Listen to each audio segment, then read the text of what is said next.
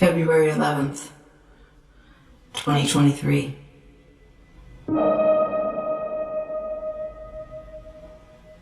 Last night there was a party for a young artist uptown. I didn't really want to go because I'd seen the work and wasn't crazy about it. But I knew Claudine would be there, and I hadn't seen her since she'd moved back from Berlin. I was glad I went. It had been gray all day. It rained. Everyone who came into the gallery that day had tracked water around, which made perfect sense of the show because one of the main themes is transience. And I always think of water as a transient substance.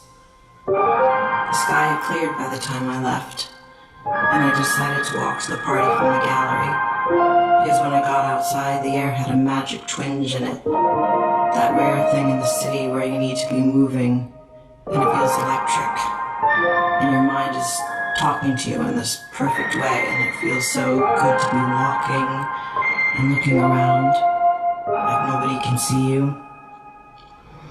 It reminded me of a dream I used to have when I was little. Like nobody can see you. It reminded me of a dream I used to have when I was little. February 11th. Charlotte came home from school with a scratch across her forehead. She wouldn't tell me how it had happened until I swore to her I'd keep it a secret.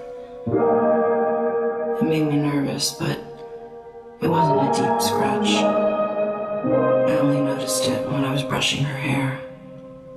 But she seemed really private about it, like it had been the mark in some secret ritual she'd been a part of. Sometimes watching her grow up makes me feel like I'm floating in outer space. Like this is her world and I'm just visiting.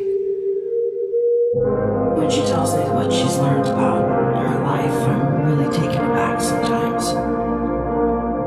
Like the first time you hear a friend speak in a different language, their native language, a language you don't know.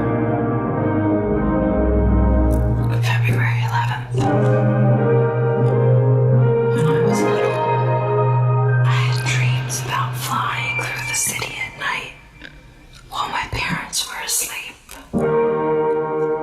I looked up what it means. It means freedom of constraints or limitations in waking life. In the dream, I was flying up First Avenue, looking through all the high-up windows. Most people were asleep inside their apartments or watching television or playing board games. And there were a lot of yellow cabs on the street. I felt perfectly safe flying. I could look up at the clear black sky and feel like I could fly forever. List of constraints. Maybe it'll help. Number 1, time. Number 2, expectations. Number 3, language. Number 4, the speed of light. February 11th. I took Yasmin to lunch after the studio visit. Her work perplexed me, actually. All about birds. She's been using scraps of canvas and trash from the flower district to make nests, studying the architecture of nests she finds in Central Park. Some of the feathers she collected are really beautiful. Yasmin scares me a little. I don't think she takes good care of herself. And I think she needs to go out and have more fun. I told her to wear gloves when she handles the trash. She looked at me with pity after I said it, like, oh, poor you, you're so afraid. It made me kind of angry. The way I get angry at a great work of art for making me feel small. February 11th. Listen to Disintegration on the subway to Brooklyn. Brooklyn.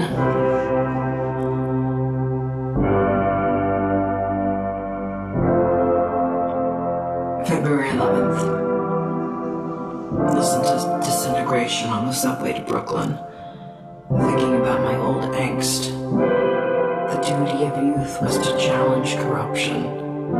That's what it used to be.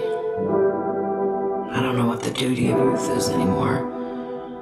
It's so overwhelming and enormous, and it's also so banal. Maybe ideology is a luxury.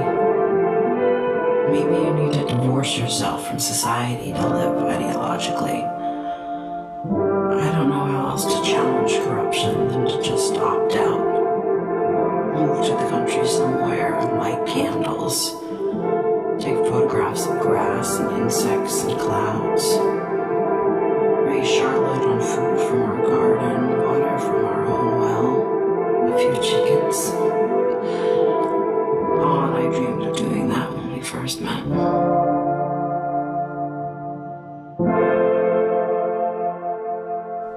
February 11th. Today at work, someone came in off the street and asked for a recommendation for a quiet place to sit and read. I couldn't think of anywhere. Not one place in the neighborhood. He looked at the art for a while, and then he went back out into the rain. I went into my office and shut the door and read a book. I didn't check my email or answer the phone. I need to do that more often. Yasmin told me about a Sufi legend about birds. I tried retelling it to Charlotte at bedtime, but I'm sure I got it wrong. In the story, every bird represents a human fault. And there are 1,000 birds. The birds decide to go off in search of their leader. They have to cross 7 valleys to find her. Love, knowledge, detachment, unity, wonderment, annihilation, or something else. And when they realize there's this different way ahead,